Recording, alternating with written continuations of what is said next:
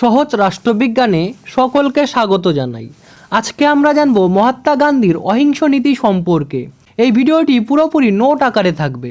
আশা করি ভিডিওটি পুরোপুরি দেখলে তোমরা উপকার পাবে।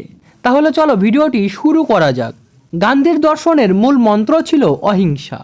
গান্ধীজি অহিংসা বলতে নিছক অপরের প্রতি হিংসা না করাকে কিংবা অন্যের ক্ষতি না করাকে বোঝায়নি। তিনি অহিংসা বলতে অন্যায়কে সমর্থন না করা, ভীরুতা ও কাপুরুষতা থেকে দূরে থাকা এবং অপরকে আঘাত করার মানসিকতা বর্জন করাকে বুঝিয়েছিলেন। গান্ধীজির মতে অহিংসা হলো এসব বর্জনকারী এমন এক আত্মশক্তি যা সকলের জন্য সক্রিয়ভাবে কল্যাণ কামনা করে এবং প্রতিপক্ষকে ভালোবেসে তার হৃদয় জয় করার প্রচেষ্টা করে। গান্ধীজি তার এই অহিংসা ধারণাটি নিয়েছিলেন গীতা, উপনিষদ, বুদ্ধদেবের অহিংসা ও প্রেমের বাণী এবং টলস্টয়ের লেখা থেকে। এবার আমরা জেনে নেব গান্ধীজির অহিংস নীতির বৈশিষ্ট্য সম্পর্কে। প্রথম বৈশিষ্ট্য, ইতিবাচক ধারণা। গান্ধীর মতে অহিংসা নেতিবাচক নয়, ইতিবাচক ধারণা। অপরাধ করা বা অন্যের ক্ষতি সাধন থেকে বিরত থাকাই অহিংসা নয়। অহিংসা হলো আত্মত্যাগ ও সংযমের প্রতীক, পরার্থপরতা ও ভালোবাসার প্রতীক। অহিংসার চূড়ান্ত লক্ষ্য হলো সকলকে, এমনকি শত্রু ও বিরোধীকে ভালোবাসা। গান্ধীজি শত্রুকে ঘৃণা করার পরিবর্তে ভালোবাসতে বলেছেন, এই কারণে যে বুদ্ধের মতো তিনিও বিশ্বাস করতেন শত্রুতা অধিক শত্রুতার দিকে অগ্রসর হয় এবং তা থেকে ক্রমশ একটি বিদ্বেষপূর্ণ পরিবেশ সৃষ্টি হয়।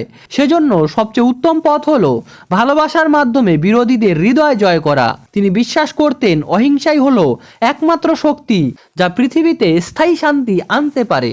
2 নং বৈশিষ্ট্য, সত্য ও অহিংসা ওতপ্রোতভাবে জড়িত।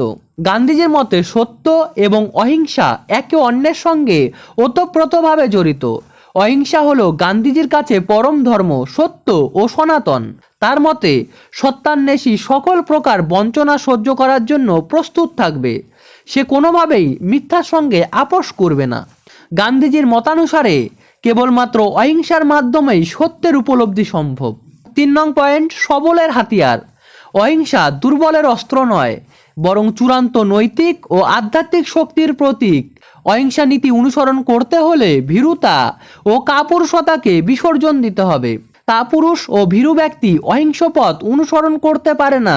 সাহসী ও সত্যাশ্রয়ী ব্যক্তি কেবলমাত্র অহিংস পথে অবিচল থাকতে পারেন। 4 নং পয়েন্ট, জীবন নীতি। গান্ধীজির কাছে অহিংসা কেবল একটি কর্মকৌশল নয়, এ হলো জীবন নীতি।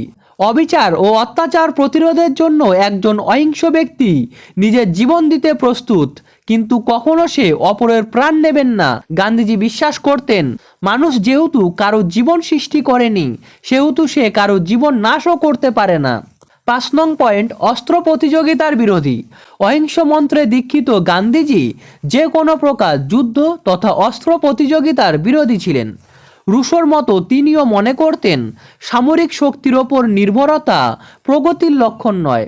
যতদিন দেশে দেশে যুদ্ধাস্ত্র প্রস্তুত হবে এবং যুদ্ধের প্রস্তুতি চলবে, ততদিন পারস্পরিক অবিশ্বাস, সন্দেহ, ভীতি প্রদর্শন প্রভৃতি চলতে থাকবে। সেজন্য গান্ধীজি যুদ্ধের পরিবর্তে অহিংসার কথা বারবার উচ্চারণ করেছিলেন। 6 নং পয়েন্ট, অহিংসা হলো নির্ভীকতা। গান্ধীজির মতে অহিংসা এবং নির্ভীকতা এই দুটির মধ্যে সম্পর্ক অত্যন্ত ঘনিষ্ঠ। তিনি সর্বদাই উপদেশ দিতেন একজন অহিংসকে অতি অবশ্যই নির্ভীক হতে হবে। অহিংসার সাধক ঈশ্বর ছাড়া আর কাউকে ভয় করবে না। হরিজন পত্রিকায় তিনি বলেন, প্রকৃত অহিংসার অর্থ হলো চূড়ান্ত নির্ভীকতা। তাই অহিংসা কখনোই দুর্বলের পথ নয়, সাহসী তথা বীরের পথ।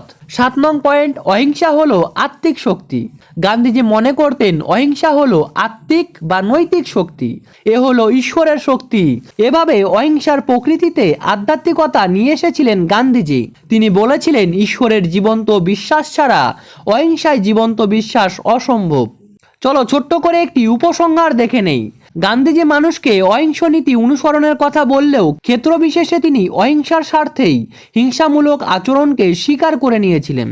নিজের জীবন রক্ষা এবং খাদ্য আহরণের জন্য আঘাত করার বা মৃত্যু ঘটাবার প্রয়োজনকে তিনি অহিংসা বিরোধী আচরণ বলেননি। তাই তো গান্ধীজি বলেছিলেন, সাম্রাজ্যবাদী বর্বর শত্রুর বিরুদ্ধে অস্ত্র ধারণ প্রত্যেক দেশবাসীর অধিকার এবং কর্তব্যের মধ্যে পড়ে। আশা করি ভিডিওটি তোমাদের ভালো লেগেছে।